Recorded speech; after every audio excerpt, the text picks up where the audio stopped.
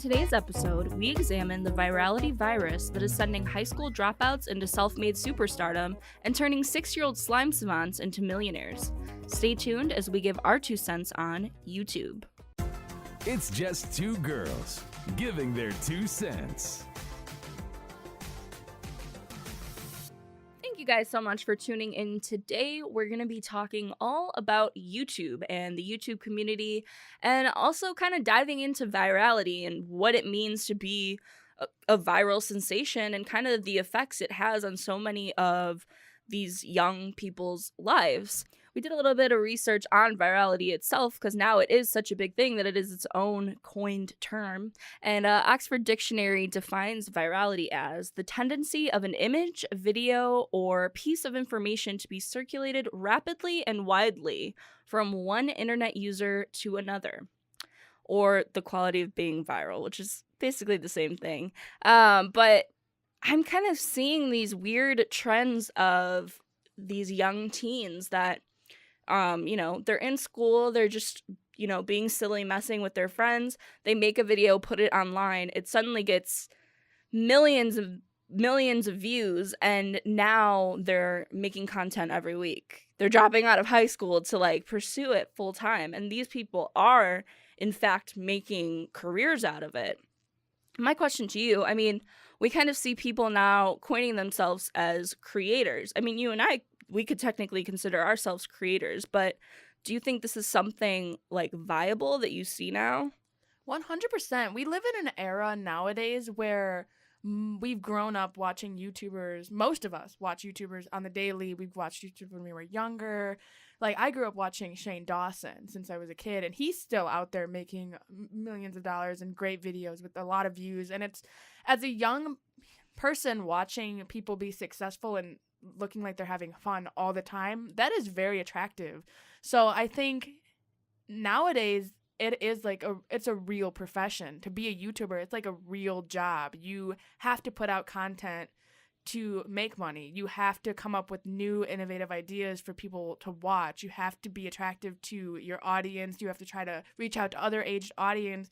So it's really, I think it's a very difficult job, but it is it looks so attractive because it's I keep using that word because it looks so fun. Yeah, it looks so easy, but and it looks like they're living this life. It is so hard. You read about it all the time. You hear them talk about it in vlogs that it's a very difficult job to have, but it is also so rewarding and fun. You pick your own hours. You get to make crazy things with your friends. You and I are both fans of David Dobrik and the Vlog Squad. We watch them. I live vicariously through them. I feel like I'm a part of it. And it is very fun to feel like you're a part of this family. Even though you're not there participating, getting shot with a paintball gun, you feel like you're there. You know them. Yeah. And it's weird. It's a weird culture. Yeah, that's something I kind of wanted to touch on too. For some of these people who are vlogging their everyday life, everything they do from the second they move up, there's people that are daily vloggers, which we'll kind of get into later, but people that literally record their life every single day, and they have such large fan bases that you have people that think that they know you because they see so much of what you're doing. And I think that's where kind of some of this crazy fandom, which we do have another whole episode on fandoms, but we see people getting so engrossed in these people's lives because it's beyond TV. It's almost like entertainment, but you're so closely following another person and their every move. And I think that's something that's newer. I don't think that's always how YouTube has been.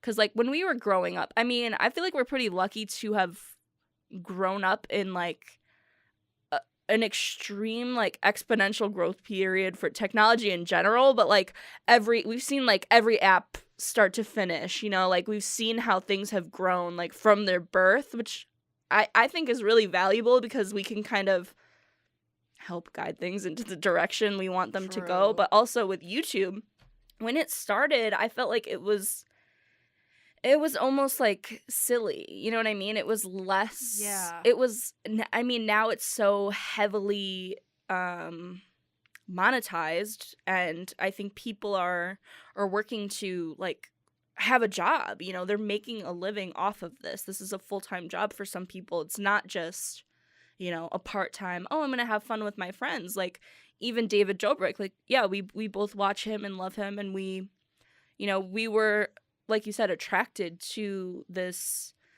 like, viewing their lives and seeing these, like, group of friends having such a fun time. But if you follow them on social media, or like listen to what they say in some of their videos, they're literally, they're saying that there's times where they have to, like, almost stage this, like, fun scene, and they have to be producing content, like, as much fun as it looks like they're working, like they have to do these outlandish, crazy things just to, like, keep their channels going. Yeah, I think you hit the nail right on the head when you said that back in the day when we first started getting introduced to YouTube when we were younger, I think it was like 2005 or something. YouTube came out 2003, something real early. We were really young.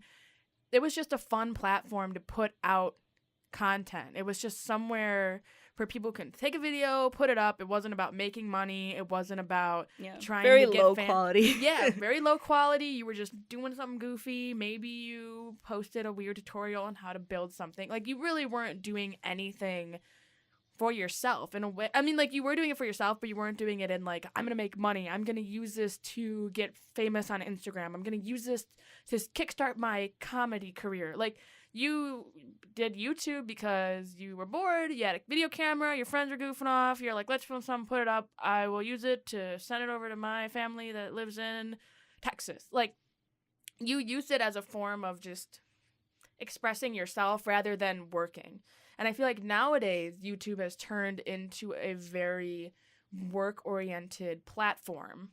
Little kids on YouTube want to be on YouTube because their favorite YouTubers are living these lavish lifestyles in these big homes and these nice cars, and it just looks so much fun, and they're just playing around with their friends, but they are being successful. And that is just like a very, like, when you're a young kid, that's really awesome to see. You're like, wow, I can do something where I'm hanging out with my friends and I'm making a lot of money doing it and I'm having fun, but it's a lot of work. You and I are both not personally YouTubers. I don't know about you, but when I was younger, I did attempt, not actively, but my friend and I, we tried vlogging for a whole summer, and it was a lot of, we did not do an everyday vlog. We did a vlog Tuesday, Thursdays, and it was a lot of work. We did a lot of nothing. We sat down and watched movies and hung out, ate food. We're like, this isn't fun. Who wants to watch this? They don't know who we are. It's not fun to watch us eat food. So like you were saying, like, they have to stage certain scenarios because they're like, we have to have content. We have to make something that they want to see. We have to do something big because we have to outdo ourselves the last time. So it's just a lot of, I don't even know what you want to call it. Just a lot of, I think, internal struggle with the people that are working there, because they probably love their jobs, that they get to pick their own schedules and put out what they want to put out for the most part without getting demonetized.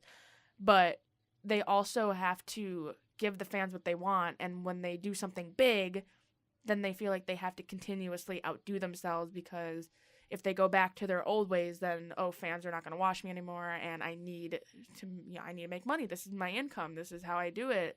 It's a fun lifestyle, but it's also very stressful and has a lot to do with, like, thinking outside of the box. Or I know we keep referencing David Dobrik, but that's what I'm thinking of, because he's so young, and you can just tell in the way he does things, like, he's always thinking of something new, and he always, when he meets somebody that is friends with somebody in the vlog squad, he takes them in because he needs new content, like Jeff, like that really attractive guy. Like, he brought him in because he's someone new and he's willing to get shot with a paintball gun. So he's like, you're going to be in this video.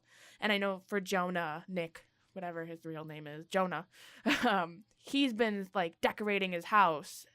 So it's, like, interesting to see how, you know what I mean? Like, I don't even know how to say it. Like, it's just weird to watch them. Like, I think for us with them is, since, I don't know about you, but I started watching him when he first started vlogging and seeing the drastic changes. Like, in the beginning, he was vlogging going to Target. Now he's vlogging them.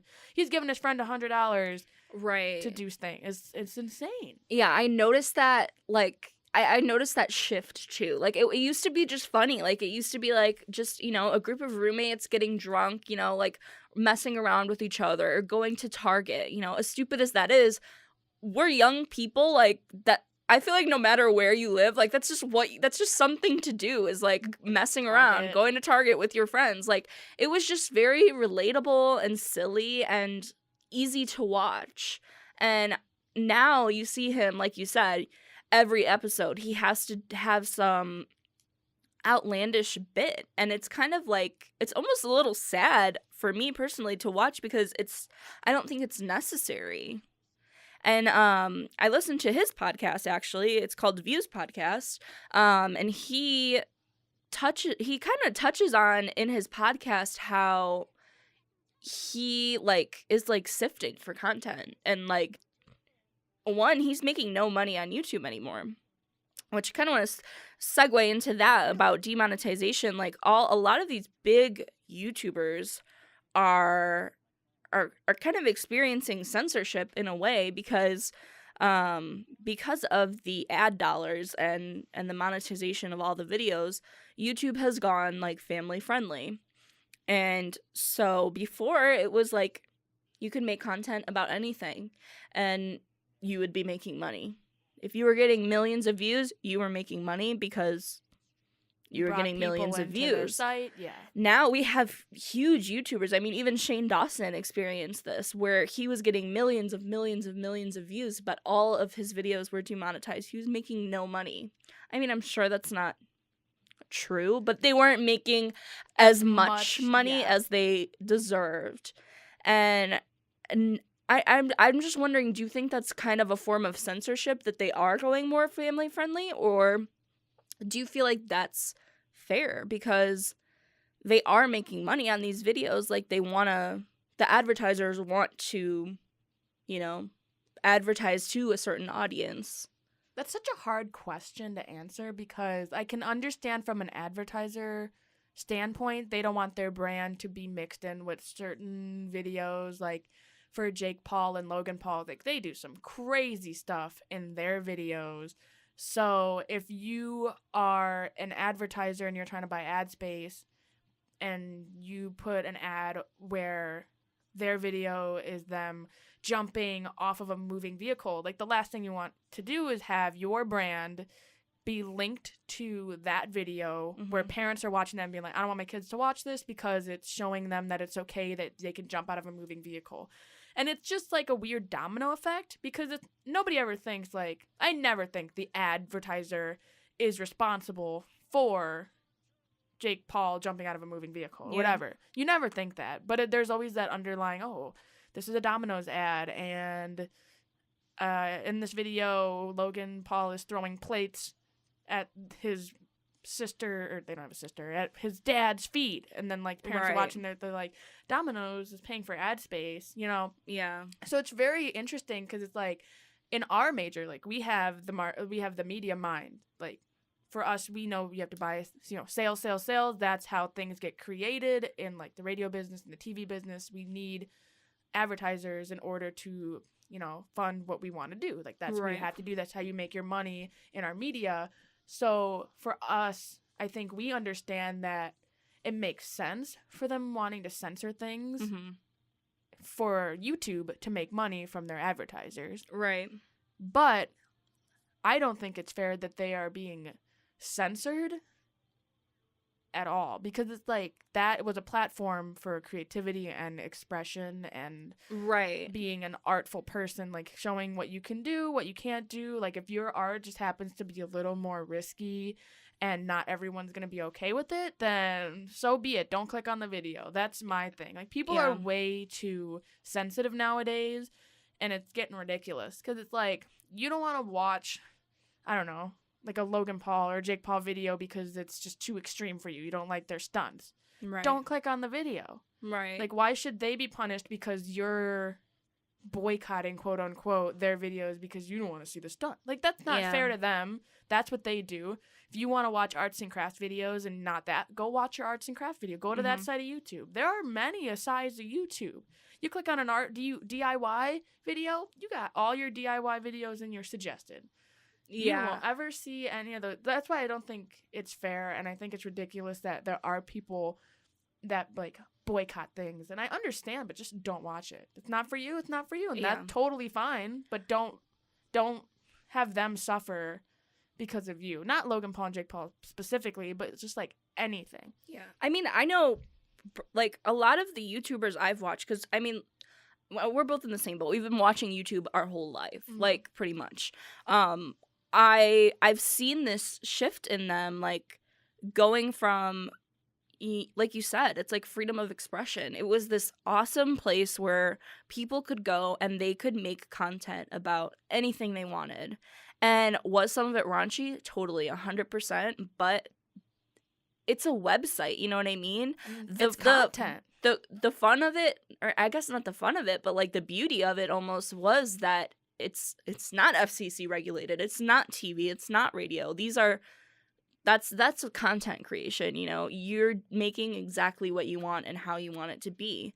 And it's actually, I find it kind of sad. I think I said that already. Like, I think it's sad to see like creators making those sacrifices to their content in order to make money. But they've sacrificed they've sacrificed having an actual, not that being a YouTuber is an actual career, but they rely on these videos to make money. Regardless of, you know, the integrity of their content, they still need to make money at the end of the day, because this is like the life that they've made for themselves. Some people, there's a lot of young YouTubers especially, I kind of referenced this in the intro, that have literally dropped out of high school. And a majority of them haven't gone to college because, like you said, you know, editing, writing, shooting, that is not a short job. I mean, we can attest, we're radio TV majors. We've learned editing. It takes us hours upon hours upon hours for one video. And we have, on YouTube, there's people cranking out videos every single day. Like, it's not an easy task. It's not an easy job. Like, it requires full time effort beyond just the 9 to 5. And not to mention having to have that creative mindset of putting the clips together. Mm-hmm. Like, that's also so hard. Or, like, taking something and figuring out how it will work best for another part of the clip, or, like, have it come full circle. That is a lot of work. And like you said, we're both radio TV majors, so we both know how difficult that is. And it's not easy, and it takes a lot of thought and time and effort. It's strenuous when you're, you know, I mean, we're in a creative field, but it's strenuous having to rely on your creativity. And for some of these people who are daily vlogging, like, they have to rely on, like, the quality of their day. Like, you can't just have a bummy day where you know, don't do anything or aren't entertaining in some way. And I think in that sense, you kind of see this, like, warped reality almost of people, like, forcing themselves to do things, or like, acting a certain way to get that content. Do you think a lot of it with them trying to strain themselves coming up with content has to do with the amount of followers they already have, or the amount of followers that they're trying to gain? Do you think they're trying to push themselves for who they already have, or push themselves to reach out to more people? I think both. I think money is the motivator. I think I see this a lot in some of the, like, YouTubers that I watch, is like they make these promises of, like, I'm gonna vlog every day this month, and then you see them posting a video a couple weeks later of them, like, breaking down, like, I'm so sorry, I couldn't deliver, blah, blah, blah, blah. And it's like, nobody expects you to do that. Like, I feel like that is humanly, like, it's not good for your mental health to be, like, regardless of how open of a book you are. Like, I consider myself an open book, but when I'm holding a camera in front of my face, filming myself, you're not going to be acting 100% yourself. I don't care who you are. I don't care, like, what you do. Like, you're going to act different. You're going to manipulate your own actions to make it seem like you're, like, leading this interesting life. Which is so interesting, because you're still alone. Most of the time when you're in front of a camera making videos for YouTube or something along those lines, you're alone in front of a camera, or with your friend that you're comfortable with, or a family member that you're comfortable with. So it's really interesting to note it, because I do the same thing. Whenever I'm filming myself for anything, for a project, for me trying to make a funny YouTube video when I did my YouTube back in my days, which was 2 summers ago. But I noticed that I would put on like a weird facade that I was like, I'm not a sad person, I'm not a depressed person, I'm not a boring person. Like I live a fun life, I have great family, great friends. So I don't know why I feel the need to have to put on like a weird persona in front of a camera or like be super outgoing, goofy. It's just very bizarre. Loud. Yeah, when you think about it, like you're sitting with somebody you know really well, typically family member, friend, whoever, or yourself. So then the only thing that you're thinking about is how other people are going to see you. And I think that's where everything just gets really like harsh for YouTubers. It like cannot be good for their mental health, just having all of these people just jump on you all the time. Whatever you do, whenever you do it, they're just on you all the time watching you. Yeah, it's definitely harmful, I think. I mean, that is my opinion at the end of the day, but I think any YouTube creator would agree with me on that, because I've seen video upon video upon video of these like breakdowns of just like, I can't do this or I can't perform, and it's a lot. I think it's very mentally grueling. I think you and I kind of have a similar YouTube palette. Like, I think we watch a lot of the same like vloggers and just kind of like entertainment type videos. But I think the coolest thing about YouTube is that there is such a vast variety of content available.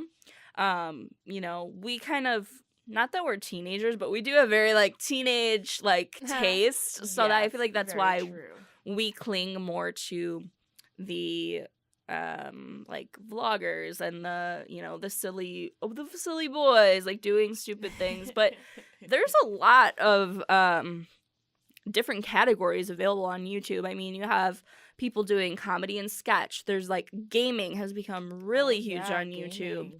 I think I don't have the figures exactly, but I know like some of the top YouTubers are gamers. They like are. PewDiePie is a gamer. Yeah. He's like number 3 or something like that. It's insane. Yeah, another huge like recent like development in the YouTube community has been YouTubers, like the beauty community. Yeah. I am a part of the beauty community. I love the beauty community, and there's so much drama in there too. Like it's like crazy to have watched that blossom, because that was not a thing. I feel like that became a thing because non-beauty community members started jumping on that bandwagon because they like that content. So then they were like, "Oh, I'm gonna make that because I like that content," and then those are the people that were watching. So then like more people made it. Yeah, I love the beauty community. We can talk about that for hours. But I mean, it's almost like therapeutic to like watch somebody doing a makeup tutorial, even though I can't do my makeup at all. No, like I've tried following it's impossible. I'm not even following along most of the time. I'm just laying there watching somebody instruct me how to do something that I'm never gonna do. You have no makeup on at all. It's kind of like a sidetrack that we just took with the beauty community, but in a way it kind of connects because that is their palette, that's their place, that's what they know, that's what they love, and they get to freely do whatever they want. There's people doing monster makeup on there. Yeah, it's definitely broadened out. I think the drama aspect of the beauty community is unfortunate, but it is cool to see, especially the men. Most of there are women, but there's a lot of like bigger male beauty gurus, I guess you could say, that have like stepped into the scene, and I think it's awesome, especially because YouTube does have a really wide kid audience for, you know, if kids are going to go to YouTube and be watching videos, for them to see men doing their makeup, for them to see that it's you know, they can express it's themselves acceptable and they are putting themselves in a positive light in the makeup world, putting themselves out there for sure, which is awesome. Some other categories, tech. I kind of dive into this here and then, but I have seen a lot of like, you know, tech videos, people building things, engineering. Yeah, my extent of tech videos are kind of like, remember How It's Made, that one TV show? Yeah. There are like tech videos that are kind of like how it's made, quote unquote, but they're in like a YouTube form. And it's Yeah. not how it's made specific. It's like a different outside YouTube channel that shows you how to make something or Yeah. how, whatever. So that's my extent. I recently got into a tech channel actually because I saw this. It was another viral video of this guy that someone was like stealing all the packages off his front steps, and he was like a former engineer for NASA. So he like built this like it looked like a wrapped like Apple pod, like the Apple Home, like the speaker. But like when they opened it, it was like a glitter like bomb of like really fine glitter, and it was like a bomb. And he like got like 20 people, like so many people were stealing this guy's packages. I was shocked.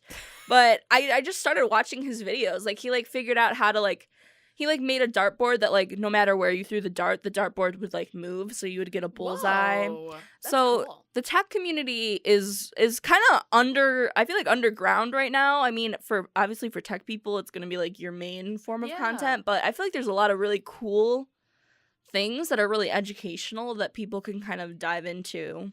And I think is cool. There's also the DIY community. My favorite. Make your own crafts and Next such. to the. What would you, sidetrack, random thought. What would you consider BuzzFeed? Because they have a lot of DIYs and like A tasty joke. videos. A joke. BuzzFeed I'm not gonna go on a rant about BuzzFeed, but they treat their employees. We will definitely do an like episode about garbage. BuzzFeed. I think BuzzFeed is just trying to be like a lifestyle entertainment type of thing. That's why they do so many. They're more so follow. I don't think they're necessarily a DIY as much as they're like trend Yeah, trend. followers. Yeah, I think lifestyle, what you just said, is a really good way to put it. Because they do a bunch of Yeah. different stuff. Like girls trying this, guys trying that. Yeah. Them making sketches. Yeah. This is how you make food. That's actually our next category is lifestyle. There's a lot of just lifestyle YouTubers, family channels, mothers my and stuff like goodness. that, which I think I like the idea of mothers making YouTube videos and kind of that being a community where, can first help time each moms other. can go. They can help each other. Mhm. They can lean on each other. But I am seeing a lot of family vloggers that include their children and are raising their children in this lifestyle, kind of what we've been talking about, how, you act different with a camera in front of your face. I just wonder how these kids who are being raised with a camera in front of their face feel. You always wonder because when you put yourself out on a platform like that and you get recognized, there are so many people watching your family, your kids. They know all your drama. They know everything you're doing. Anything you do wrong, people talk about. Anything you Mhm. do right, people talk about. Right. That has to be weird for when you're young, like especially when you're really young. Like there are a lot of young YouTubers that do things because their parents want them to or they want to and they just happen to get famous, and that's okay. I mean, it's not okay. I feel like we could talk about that where it's like it's kind of a weird, I don't even know what you want to call it, a weird spotlight to put on your kids at such a young age and a lot Yeah. of stress to put on your kids at such a young age. But what I'm trying to say is like having your family vlog together, how weird that would have to be for you knowing that your whole life, like in a vlog style, is for everyone to see. Yeah. I feel like, too, I mean, with YouTube, we can kind of get into this, too, with the comment section. Anybody, we have keyboard warriors, people who get brave when they're sitting at home behind a keyboard, typing away, just kind of destroying people, really, and commenting whatever they feel. You have to think, you have a 5-year-old kid that's on there, and people are just ripping people to shreds because they don't care. You're never going to see them, most likely.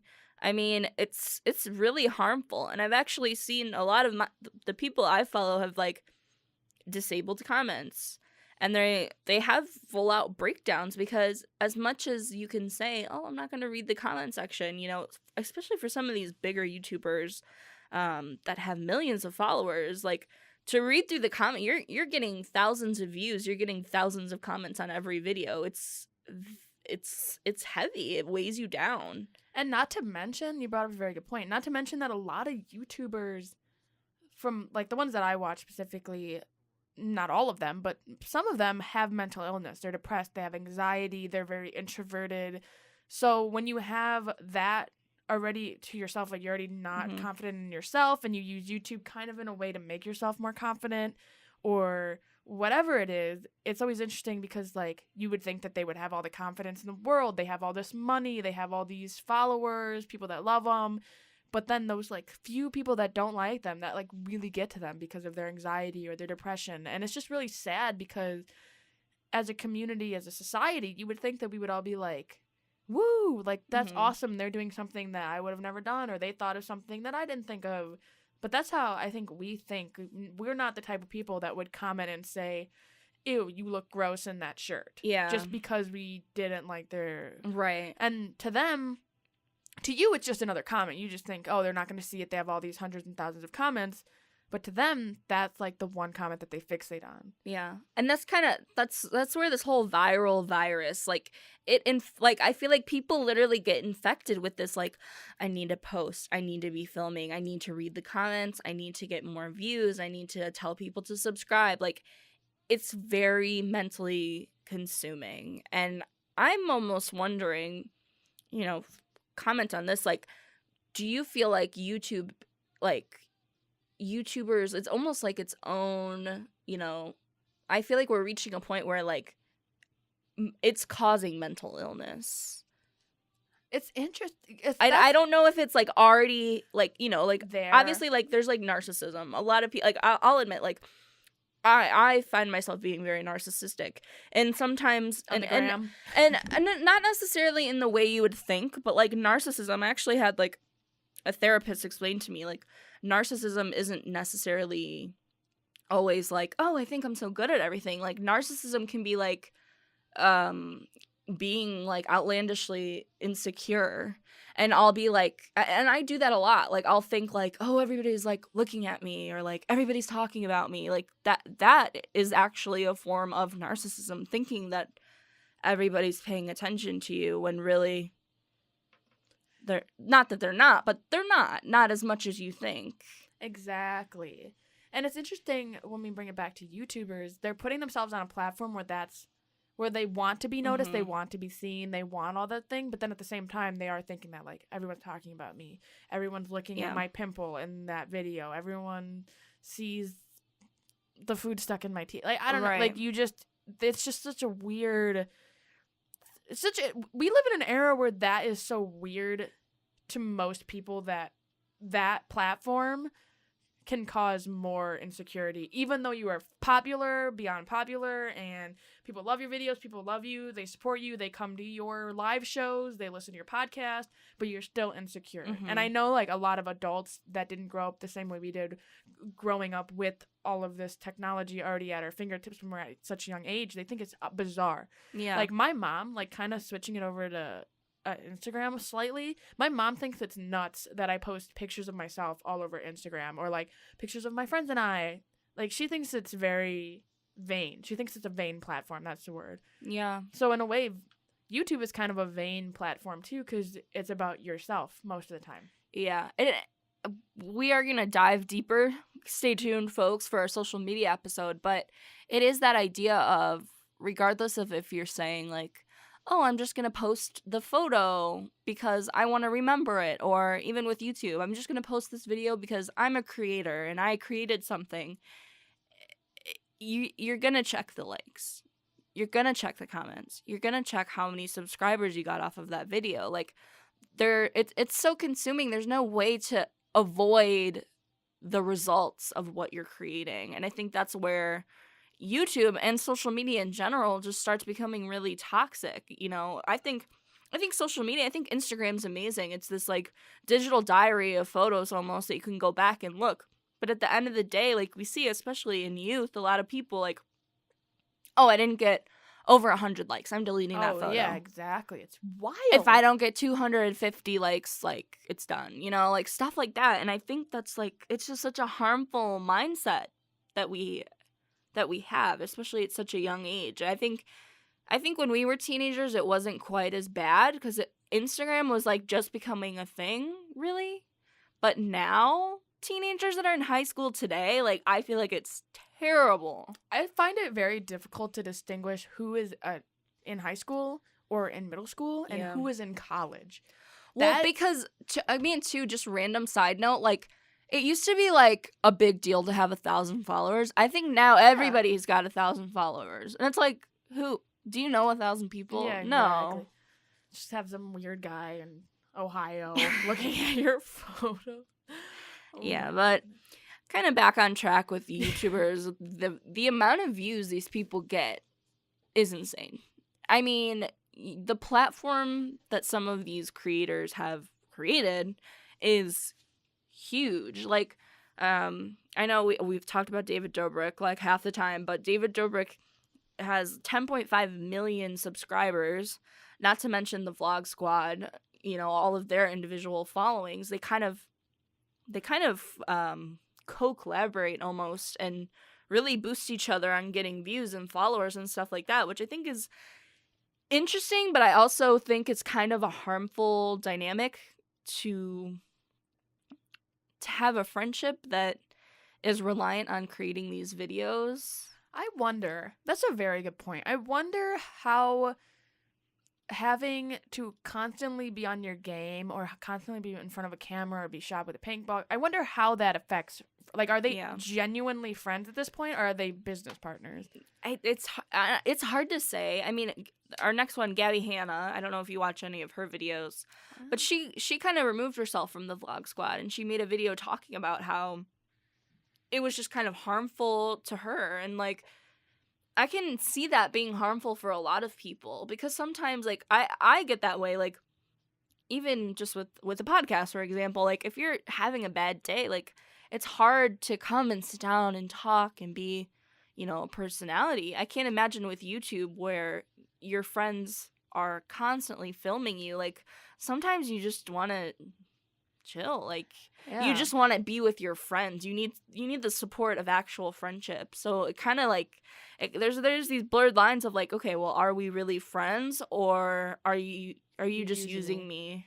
And another thing with that, it's like for the Squad specifically, is they're all vlogging. Yeah. So I feel like for them as well is like they all need to have different things on their own platform. Mm-hmm. So trying to dictate what goes where, and you get that vlog footage and I'll put it in mine next week, and like there's just a bunch of weird, like they all have to come up with something new and different, and that is difficult. Yeah, I can imagine that there's just like times, like down times, where they just don't really want to talk to each other, or they get frustrated with each other, but they can't burn the bridge. You know what I mean? They can't.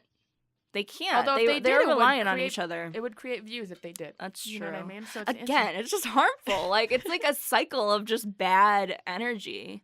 And we see this a lot in this next one, Trisha Paytas. She is kind of the queen of creating controversy on YouTube. I actually met her over this past year. I went to her live show. But she is like infamous for being a troll, basically. And now she's like kind of in the Vlog Squad because she's dating Jason Nash, one of the older members. the older member. But she is like, she is very real in the sense that she will like basically dox people. She will make YouTube videos exposing people. She will like ruin people's lives if they wrong her. I kind of love her. I love her too, but think about how she doesn't have a lot of friends. No, because she does that to everybody. Yeah, it's insane. It's scary almost. And what is funny with her and kind of bizarre, because most people don't go around telling everyone, "Hey, I'm crazy." Yeah. But with her, she tells you straight up every time. She's like, "Yeah, I'm crazy. I'm nuts. I'll slash your tires. I don't care." So I wonder if that's kind of interesting in the sense of like, she knows that she's gonna slash her tires. Yeah. And she's confident in that, or it's a character she's playing. You met her. What do you think? I genuinely think that is how she is. And I will say, like, I know I said earlier, like, regardless of who you are, you're going to be different when you have a camera in front of your face. I feel like she's probably one of the most transparent people. Because her vlogs that she releases, like, she has a separate channel. She just sits and eats. Like, so beyond like the actual like mukbang she does where she's like sitting down eating on purpose and talking to people, she like has videos of her just like driving to like Burger King and like sitting in her car. She's not even talking. And she gets millions of views. Like, the funny part is people are watching this. Like, people just want to watch something. And she kind of mentioned too, I mean, mukbang, like, she didn't make that. Like, it's like a Japanese thing. I'm sorry if that's like disrespectful. I don't really know. I don't know a lot about it, but she kind of like spearheaded that genre, I feel like, on YouTube, like in American YouTubers at least. Just doing these like sit down eating style videos. But I remember her saying like, I just want it for people who are like eating alone. Like, I've had to eat alone my whole life. So I've watched some of her videos. She literally will just sit there. She will order so much food. I know. I've seen the mukbangs and just where sit she eats, and but eat. she'll talk, right? Yeah, but sometimes she's just eating. Like, sometimes she's just straight up like, I'm going to Burger King. She goes to Burger King, and like gets Burger King's, eating. You know, like. I don't think she's always trying to add that entertainment value. I think sometimes she's just like, people want vlogs. This is what I'm doing. I'm making a vlog. You know, people are interesting, though, because they have ASMR videos that people live for, which is kind of bizarre. Very strange. I've tried to listen to some of them, and they say, like, if you close your eyes and you listen, you feel like you're there. And I, for one, could not get to that point. I listened to a haircutting one, like being in a barbershop, and that was very bizarre to me. I don't judge people who do it. I just think it's interesting that there are people out there that want to listen to that or watch that. Like, I've watched the ASMR videos of like the girl typing with really long nails, and it's like an hour-long thing of her just typing, and I'm like, this is interesting that there are people out there that would watch that and actually find joy in that. I'm not trying to make it seem like I mean, I find it interesting and really bizarre that people watch that, because that just goes to show that there are things that people will watch that are just random. And what's also like an outside thing that's kind of connected to YouTube and Trisha Paytas is that I'm going to bash on men for a second. I'm not I love guys, not a problem with men. But men are kind of creepy, and they'll pay to just watch girls walk around their room. Right. Or like pictures of their feet. Trisha does that. I know, that's what I was trying to, like, she does do that anyway. So I wonder if she just thinks like, well, people pay me to walk around my room in a bra and underwear, or like pictures of her feet or whatever. So she's probably like, I'll just put it on YouTube, me eating, because people will watch that, and that'll get views, and then I will get more money. So, not trying to bash on the whole men. Not all men do that, and women do it too. So I'm not saying just men, but like men are usually the demographic that'll be like, I want to pay this girl to walk around in her underwear or whatever. So it's just interesting. There is that creepy side of YouTube, though. Very kind of like I mentioned, like, these YouTubers are sharing so much of their lives, and we're all so involved that we feel like we know these people. And like, we have the sense, we have that social like cue to be like, okay, but we don't actually know them. They're internet people. But, there's some people, there's mental illness, there's, this, that, and whatever. Like, people genuinely think, I know this person. I'm so close with this person. I love this person. They go to their house. James Charles, he's one of the male beauty YouTubers, recently, like, had a situation where someone tried to, like, come to his house. Like, fans were coming to his house. And I know Jenna Marbles, who's, like, huge queen of YouTube, posted a video a while back, I think almost a couple years back, with her boyfriend Julian, and some woman came to their door of their house with her son and was like, is this where Jenna Marbles lives? Like, I want my son to meet her, and like thought it was completely okay. Oh my gosh, that is just so... It's like... I feel awkward if I see a celebrity in person just walking down the street. I feel weird going up to them, asking them for pictures or autographs. I'm like, they're a normal human. They're just walking down the street. And we're going to have a podcast episode later on that we're going to post, and it's going to be us talking about this specific topic of dehumanizing celebrities. Yeah. So definitely be on the lookout for that one. But yeah. It's almost magnified, though, on YouTube. Like, with celebrities, you see them in movies. Like, And you don't know can that differentiate their it. lives are a bit more private. I feel like movie stars, at least. Yes. Like, you think, like, Emma Stone, like, that was a poor example, but, like, just think about how much do I really know about her, other True. than interviews. And then I wonder if I guess in a way, like, I think the same way. When I think of a YouTuber, I think they're more normal. Mhm. Like, they're people making, you know what I mean? I know you get what I'm trying to say. Yeah, I know the listeners are gonna try to get what I'm trying to say. It's not like you're a but movie like, star in a professional setting. Exactly. You're me, because I can just make a video too. Like, oh, and that's another thing. It's like,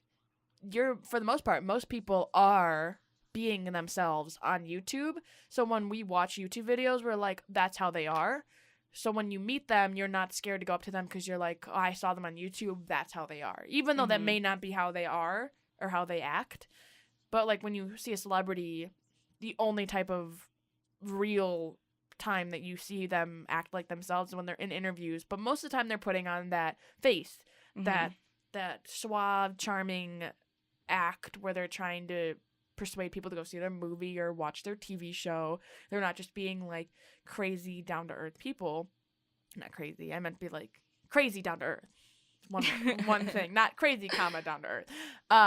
But for me, like in my job where I work, I get to be exposed to a quote unquote celebrities. The most famous person that I actually physically met was Hannibal Buress, and he, yeah, name drop. No, but he was the same. Like when I met him, I'm like, he's just this normal dude coming on to do an interview. I'm gonna walk him in the room. I'm gonna sit down. I'm gonna walk away. And at the end of him being on our show, he took pictures with the host, which they usually do. But then other people that were younger kept asking him for pictures, and I was the one taking the photos because I was kind of like his set person. Like I was the one that he was just staying near, and I think he might have felt comfortable because when I walked up to him, I was like, Hannibal, right? Which was stupid. I was flustered because he's a celebrity, but I was trying to keep cool. But when I was leaving, I had to go do another thing for work, and he came up, or he walked up to me and he was like, do you want a picture? Should have said yes, but I was like, no, it's okay, have a great day. And he said, oh, thank you so much. Like you could just tell that he was like overwhelmed. Like not even overwhelmed. I think it was just like he expected it to happen, so when it happened he was like, okay, whatever. But then when I said no thank you, but it was great meeting you kind of thing, he was probably like, oh, thank God, like somebody just normal, like he wasn't offended that I didn't think it. Like I was like, oh, He probably just thought you didn't know who he was. Yeah, he probably did. Is this Hannibal? Hannibal. You really don't want Lecter? You put on this whole act just so he thinks that you don't I play it cool, play it cool. I told him I saw him in Tag. I was like, oh, I really like Tag. He was like, oh, thank you. So he knew that I knew he was. But bringing it back to like YouTubers and whatnot, like when I met him, I was a little nervous. It's like, oh, he's an actor, he's a comedian, people know him, people love him, he's memes. But if I were to meet, let's say, do you know who Rhett and Link are? They're like these two guys that do family vlogs. Like if I would have met them, I probably would be like, hey, what's up, guys? Like I would not be as nervous because I feel like I know them more. I was so when I met Trisha, I was like, really? Hi, Trisha. Oh, I felt like it's almost like a magnified celebrity if you think about it. Because think about how much time you've spent with these people that you don't even know. Like, I guess that could be with any celebrity, like if you watch a show or something like that. But the amount of content that they're releasing is so much. Like if you watch everyone, someone's videos beginning to end, some of these YouTubers have been making videos for 10 years. Most shows don't run that long. Fair point. We're getting I think about if I met Shane Dawson, I've been watching his content for so long. What would I it would be meeting the ultimate celebrity. It would be really mind-boggling almost. I'm weird with celebrities though, because I just get nervous and don't say anything productive. I'm like, hi, I like you. Bye. I like your story when you went to go to a concert and one of the opening band guys, Sir Sly, was standing right next to you and you kept trying to figure out if you should say anything and then you walked away and you're like, I should have said something. Yeah, he was literally the lead of a band I actually really enjoy that became bigger after that. Like, happened to be standing right next to me viewing the show, and instead of like in my mind, I'm like, tell him anything. Literally, like, and I was the manager of a radio station at the time. I wasn't like, hey, love you, like nothing like useful at all. But I'll get past it. I wonder what I would do if I met like Shane Dawson or David Dobrik. Because, like, for most of the Vlog Squad, I know we talk about them a lot, but they're our age. Kind of, for the most part. So meeting them and being like, oh my gosh, like, I'm a big fan is kind of, I would think it would be kind of weird to do that to somebody who's my age. I don't know. I don't know what I would do. I think I would try really hard to be as cool as possible, but then that would make me come off weird. Yeah. Or, like, nervous or shy or something. I guess if I were to meet somebody, I would have to have, like, a reason to meet them. If I ran into them at a store in Chicago, because, like, David's from Chicago, so if I accidentally ran into them downtown, I'd be like, oh, hey, I know who you are. Awesome. Cool. Great videos. And then I'd probably walk away. But if I was at an event and they were there, I would be probably less likely. I'd probably be like, oh my gosh, like, they're standing right over there. What should I say? I don't know. I guess because I went to actually the Vlog Squad like had a show in Chicago, and I remember at the end we like went out and were waiting for them to like go to their like cars, as you do, as you stalk celebrities after any show, and just like seeing Liza Koshy. I mean, she is huge. She has like I'm gonna look this up. I'm gonna look her up. I think she has like 18 million followers on Instagram, and she is like self-made. You know, it's really impressive. Like I think she's like one of the most clever YouTubers, but as I saw her, I was just like, I failed to forget she's literally 16.5 million subscribers on YouTube. Yeah, she's our age. She's a little bit older than us, but I cannot imagine. It's like really hard to like process the fact that these people are our age. That's wild to me. It's scary. Like if I met Vince Vaughn, I would poop my pants. I would be so excited. I would be so nervous because people say that he's kind of a cold shoulder because he wants to just be normal. Yeah. But I would be like, oh my gosh, Vince, huge fan. Team VV all the way. But if I met, and he's older, but if I met like Liza Koshy, I feel like I'd be very, hey, how's it going? I like your videos. Yeah. And you always wonder, like, they probably love hearing all that stuff, but they're probably sick of it.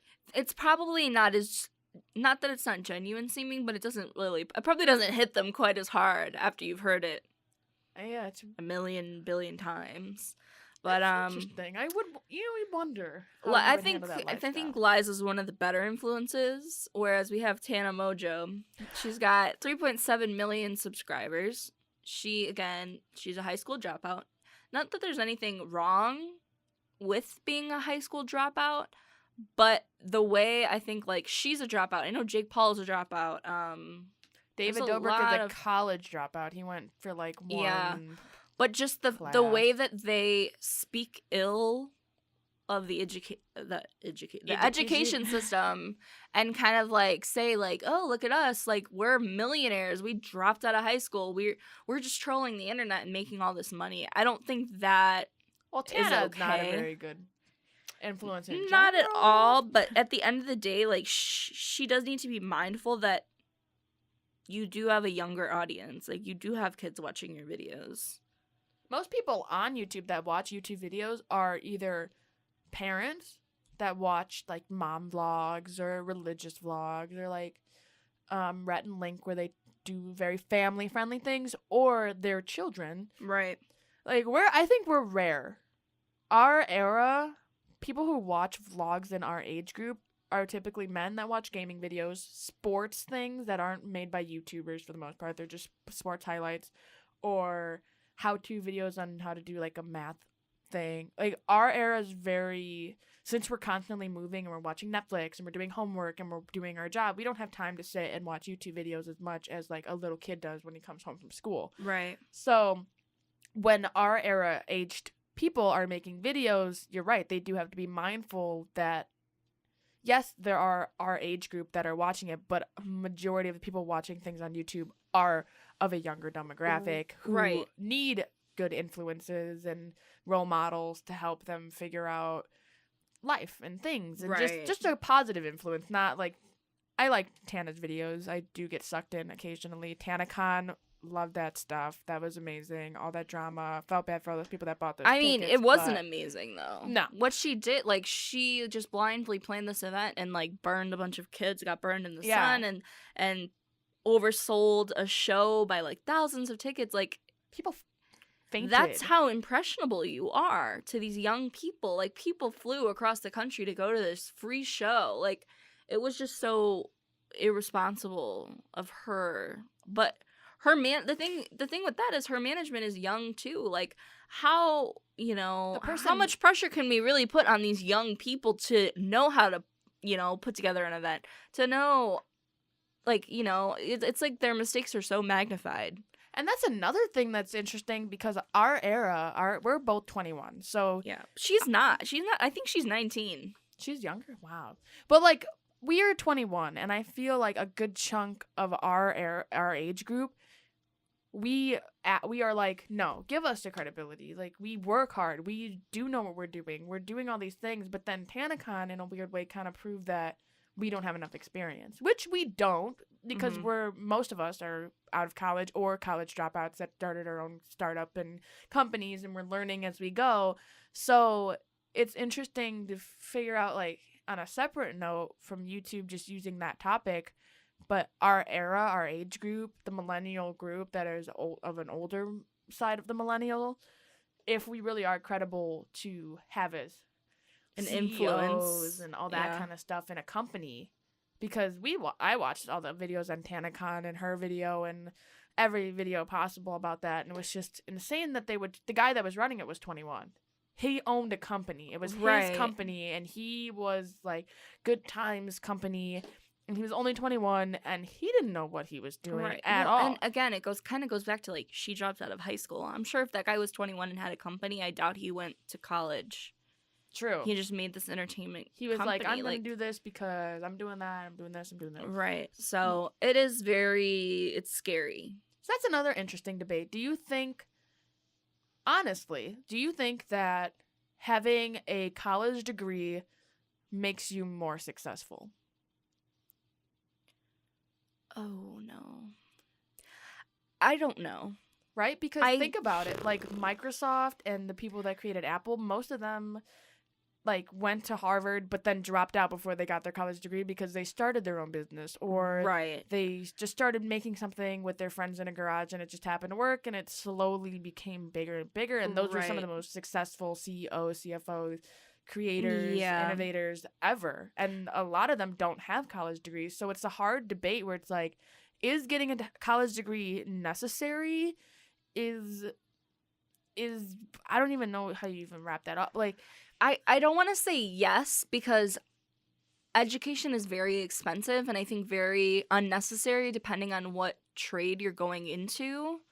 And, like, even, like, trade school is, like, frowned upon now. Like, that, like, if you want, those are important. You want to be you want to be a plumber, you want to be a nail technician. Like, you can't tell me you need 4 years of college focusing on all these different things when you want to just hone in on your craft. I think that is, like, this is, like, going into another debate, but, like, as far as, like, with YouTubers and, like, with that particular situation where that guy was, like, a CEO of this company, Good Times, like, having you don't learn business in high school.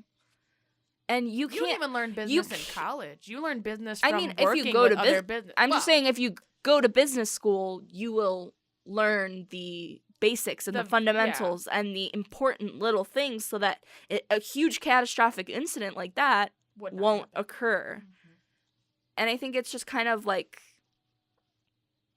interesting that this this man has this company, but you know, I don't know, it's kind of it's a double-edged sword because there are people that can be successful without a college degree, and I believe that. And I don't think my college degree was valueless. I think I learned a lot, but at the same time, I'm always like, oh, well, could I have just done that? Probably, but there's a lot of valuable skills you learn, even, you know, beyond like the actual subject content. Like, you're learning time management, you're learning how to be reliable, you're learning That is the most how to important part of how to college. budget yourself and Yeah. stuff like that. So I think there is value in it. I do understand though that it's expensive as all get out. I don't think it's realistic for every single human to go to college. But some of these YouTubers I feel like could benefit from a little bit of schooling. Yeah, agreed. I definitely think man, I can't think of her name. Emma Chamberlain. Like, she Mhm. dropped out of high school, and she's really Right. young. She's like 18 or something, 17 maybe, Right. 19. She's like, that's too young. I feel like if you're dropping out of high school, that's too much. If you don't get your college degree, like, you can always go back. Like, you can always go back for a high school degree, but it's like, if you don't even want to finish high school because you're like, I'm gonna be a YouTuber, that's just, in my mind, ridiculous. Get your high school degree and just have that in your back pocket. If you don't want to go to college right away, go Yeah. later on in life. Well, it raises this other question too of like longevity. Like, how long is Emma Chamberlain going to be interesting to the public? You're not going to be a teen girl forever, and you're going to be 30 one day and realize I dropped out of college, or I dropped out of high school. I didn't go to college. I don't have my GED even. What's next? YouTube isn't viable anymore. Like, we saw Vine. I mean, you know, people were maybe not making a living, but making a lot of money on Vine. And then one day Vine was just done. And a lot of the big YouTubers now have like started on Vine. But what if one day YouTube just Done. goes bankrupt, loses its money, shuts down? You have millions of people employed, technically. I mean, call it what you will, through YouTube. Where will they go? What will you do? Like, what will you do if your job is just making videos of yourself and you dropped out of college and you... See, yeah, that is a very interesting point, too, because we just assume that things are going to be around forever because it works at the time. Mhm. But you're right. Things go bankrupt. People are corrupt. Things happen. Things change. Nothing ever stays the same. with all the ads and monetization and companies, like, there's probably a lot more going into it than it seems. I kind of noticed lately, I don't know if you noticed this, I used to get a lot of like the 5-second ads where like it'd make you watch 5 seconds and then you could skip it. Yeah. I haven't been getting those anymore. The skip I've been ones? getting only like 15-second Yeah, I've ones had that to you watch all have of to them. watch. I don't know. I wonder if they changed something, because one, I find that really annoying because I obviously want to skip through the ad, but it's like I have to sit through a 30-second ad to watch a YouTube video. You quit. You go to Facebook. Yeah, I don't watch this, Yeah. because sometimes it doesn't come up. Yeah, you know what? That is a very good point. I've noticed that too, because for where I work, sometimes we play music off of YouTube, and we had 15 seconds left in a break, and there was 15 seconds left in this ad, and I was having a panic attack, and then we had dead air for 1 second, and then my song played. But I was very like, oh my goodness, I should have loaded this up way before. But that is very true. You never know. Things are constantly changing. So with Emma Chamberlain, I said that with a weird word. But with her, she dropped out of high school. Like, she didn't even get a high school diploma. And no judgment to her. Like, that's her life. That's what she wanted to do, and it's working right now. She's very successful on the YouTube platform. She's been a part of Lot Squad thing. She makes videos with James Charles. She's very funny. I think she's really goofy.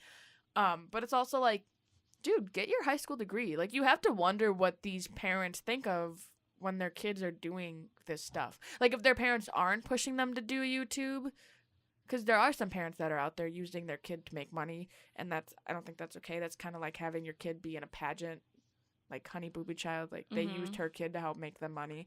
But there are parents out there that just, oh, my kid's on YouTube, that's cool, whatever. I don't know if you ever I got sucked into like the British community of YouTube for a really long time. And did you ever watch Charlie's So Cool Like?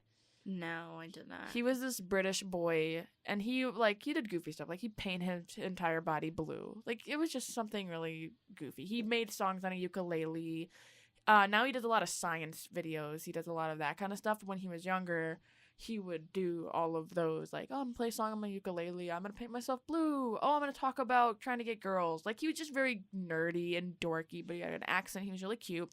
But he had a video where he had his mom come on, and he was just like, what do you think of me being on YouTube? Because he had a pretty decent following, I would assume, over in the UK. I was just a rare person that watched it. But his mom was like, it's weird. Like, all these people are watching my son paint himself blue. Like, you've been half naked on YouTube. And she was like laughing about it.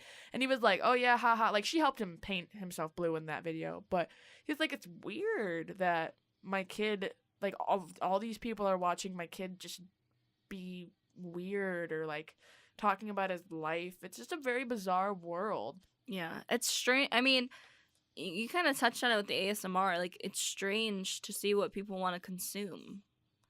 And I kind of value that a little bit. Like, the fact that, like, you know, I like the idea of, like, oh, it's a YouTube community. It's the beauty community. It's like we're creating, like, we have this amazing ability to now connect with people through the internet. I mean, as cheesy as that sounds, but like, we're creating communities. We're creating a beauty community. We're creating an ASMR community. Like, people are able to connect via their interests in, you know, this like controlled kind of manner. But at the same time, there is always that weird side of YouTube that's just like, it's strange to see. I guess what I'm getting at is it's strange to see how many people there are that are attracted to this, like, just kind of odd content that you wouldn't think. Like, what would, like, you would be sitting here thinking, like, I don't want to watch someone paint themselves blue, but it's someone you follow. Like, I think of, like, Jenna Marbles. Like,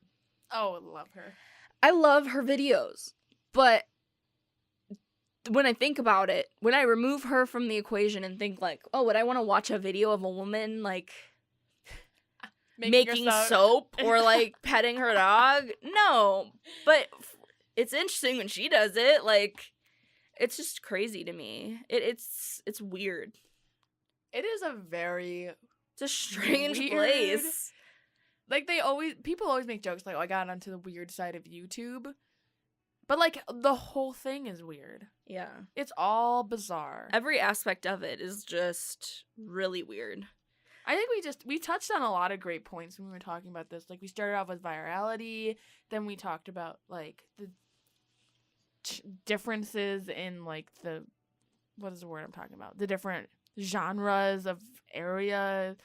We talked about, like, daily vloggers and if it's good for their mental health and whether or not, like, family vloggers should continue, high school diplomas and college degrees, connecting with a YouTube lifestyle and what that would be like. It's just, there's so many different, like, I don't know, potholes of YouTube. Like, yeah, when you talk about one thing, you're hitting another one. Or when you're talking about this thing, you're going over here. And it's hard to break down YouTube.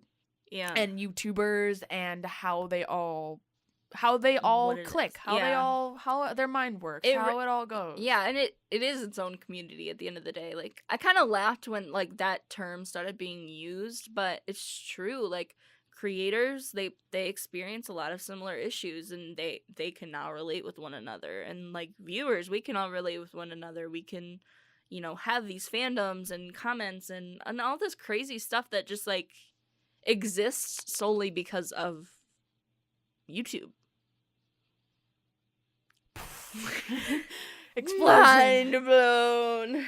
It is definitely, you know, I wish our lifestyle in the YouTube community had actually grown. Did you ever try being on YouTube? Ever? I think I, like, kind of, like, dipped my toes in the water, but I never really, like, made effort to, like, really pull the trigger. So no, not really. Don't you wonder?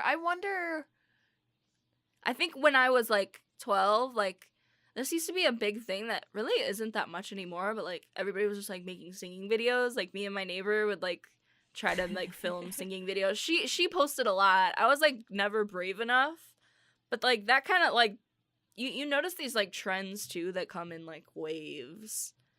And that was like a huge thing. Like just videos of people like sitting in their bedroom singing or sitting in their bathroom singing. I have so many embarrassing videos. They're not even embarrassing. It's just me as a kid, so it's like embarrassing to me. But just weird videos of my friends and I like at a sleepover dancing to songs. Yeah. Or my friends and I getting ready before we went to a football game for our high school when we were freshmen. So there's like weird things that we like watching and thought was funny, but in retrospect, any outside person watching would be like, who are these people? Why would I care about this content?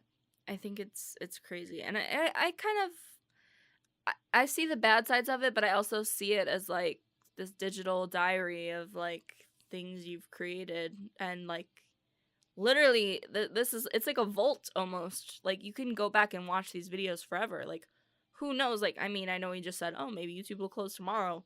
Maybe it will still be going in 200 years. Like maybe people will Growing still stronger. be watching Shane Dawson in 200 years. Like think about that. Like now that we're in a digital age, like we can preserve all of this content. So I'm interested to see where it goes. I'll definitely die before that happens, but I'm excited. I'm excited too. I want to get out of here and go watch some YouTubes. Yeah, let's do it. I feel like such a mom thing to say. The YouTubes. Let's watch a YouTube video on YouTube being broken down. Exactly. Well, thank you guys so much for listening. We have a lot of really, really cool podcasts coming up in the future. If you want to give us a follow, we are 2 Cents Podcast on Instagram. Subscribe to our channel. If you want to follow us on Instagram, you can follow me on my creative account, MG Creative Collab. Ashley. You can follow me at Ashley Byhun. That's Bihun, as in Nancy. As in bye. Hun. Yeah.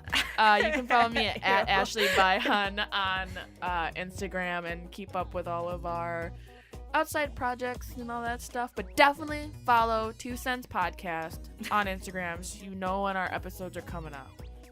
So thank you for listening. Monday and Thursday. Yeah, Mondays and Thursdays. We'll probably post around 3 or 4 or something. So whenever we feel.